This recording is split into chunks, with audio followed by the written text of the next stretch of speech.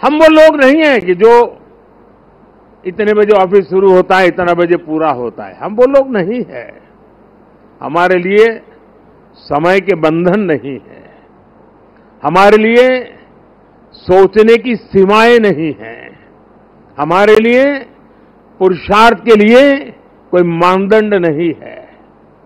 जो इससे परे है वही तो मेरी टीम है, और वही टीम पर देश को भरोसा है।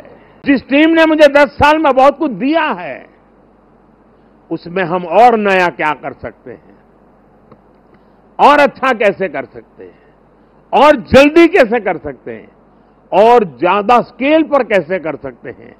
अगर उन चीजों को लेकर के आप साथ ही आगे बढ़ते हैं तो मुझे पक्का विश्वास है कि 140 करोड़ देशवासियों ने आपके पुरुषार्थ को मोहर लगाई है। ये चुनाव मोदी के भाषणों को मोहर नहीं है। ये चुनाव आपके 10 साल के हर सरकारी कर्मचारियों के पुरुषार्थ को मोहर लगी हुई है। इसलिए इस विजय के बड़े हकदार अगर कोई है तो आप लोग हैं। इस विजय के सच्चे हकदार कोई है तो भारत सरकार के हर कर्मचारी भी हैं कि जिन्होंने एक विजन के लिए अपने आप को खपा देने में कोई कमी नहीं रखी, और देश में पहले से बहुत तेज गति से काम हुए जिसका परिणाम भी नजर आ रहा है। लेकिन मैं एक नई ऊर्जा के साथ, नए हौसले के साथ आगे बढ़ना चाहता हूं। मैं विराम करने के लिए पैदा नहीं हुआ हूं। दोस्तों, 10 साल पहले हमारे देश में एक छवि बनी हुई थी कि पीएमओ एक शक्ति का केंद्र है, एक बहुत बड़ा पावर सेंटर है, और मैं न सत्ता के लिए पैदा हुआ हूं, न मैं शक्ति अर्जित करने के लिए सोचता हूं।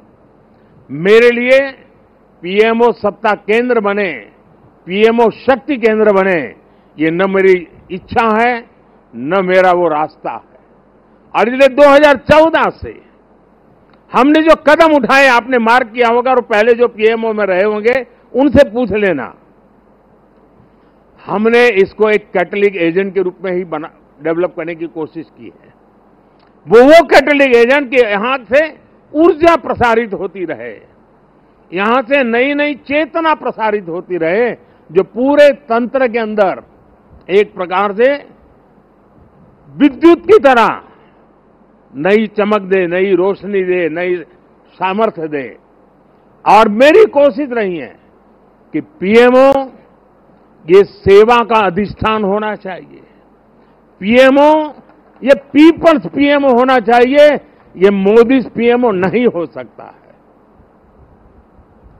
और इसलिए मेरे दिल दिमाग में सिवाय 140 करोड़ कोई नहीं, और मेरे लिए 140 करोड़ नागरिक नहीं है। मेरे लिए 140 करोड़ परमात्मा का रूप है।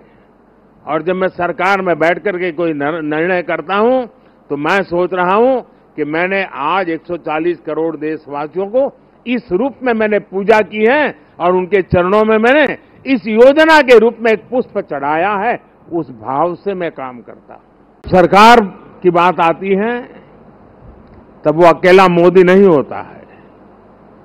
उसके जो हजारों दिमाग उसके साथ जुड़े हुए हैं, हजारों मस्तिष्क जो इस काम में लगे हुए हैं, हजारों भुजाएं जिस काम को कर रही है, एक जो विराट रूप है, उसी का परिणाम होता है कि सामान्य मानवी को भी उसके सामर्थ्य का साक्षात्कार होता है।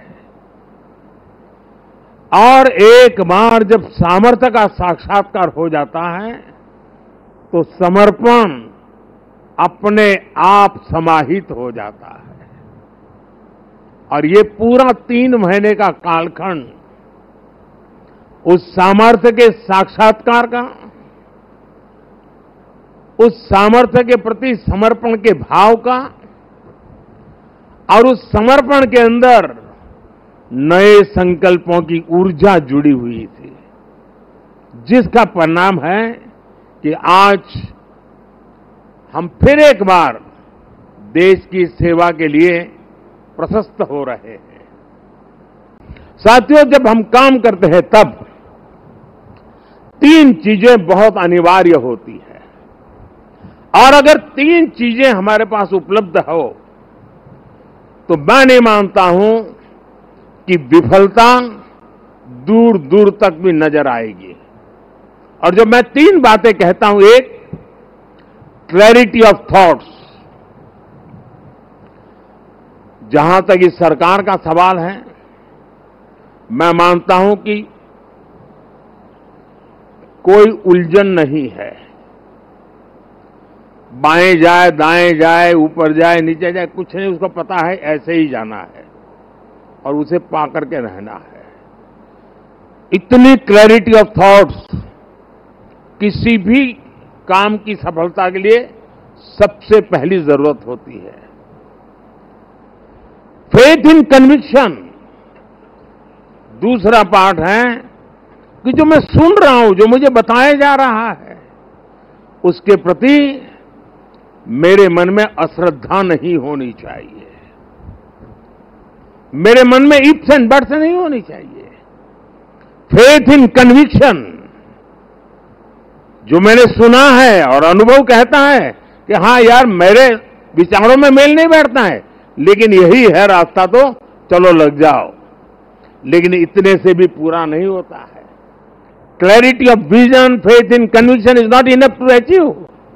और इसके लिए चलता है कैरेक्टर टू एक्ट।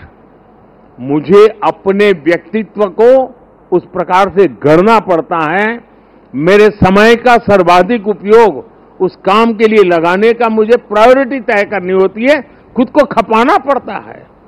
मेरा शरीर, मेरा मन, बुद्धि, सब कुछ मेरा कैरेक्टर टू एक्ट, उस काम को पूर्ण करने वाले कैरेक्टर के रूप में अगर निकलता है तो मैं परिणामों को प्राप्त कर। मेरी टीम के पास ये सब कुछ संभव है दोस्तों। सफल वो इंसान होता है जिसके भीतर का विद्यार्थी कभी मरता नहीं है। कई लोग मुझे इस चुनाव में भी और हमेशा, मैं पिछले 30 साल से ये सवाल सुन सुन के थक चुका हूं कि इतनी एनर्जी लाते कहां से हो, थकते क्यों नहीं हो, मुझे लोग पूछते रहते। लेकिन वो मेरे बॉडी को तराश रहे हैं, मेरी बॉडी में क्या खाता हूं, कितना सोता हूं, मैं योगा कितना करता हूं। अब वो गलत ट्रैक पर है, इसलिए मेरी एनर्जी का रहस्य उनको पता नहीं है। मेरी एनर्जी का रहस्य, मैं जीवन भर भीतर के विद्यार्थी को जिंदा रखता हूं। और जो व्यक्ति अपने भीतर विद्यार्थी को जिंदा रखता है, वो कभी भी सामर्थ्यहीन नहीं होता है, शक्तिहीन नहीं होता है और आलसी नहीं होता है। वो हर बार ऊर्जा से भरा हुआ रहता है।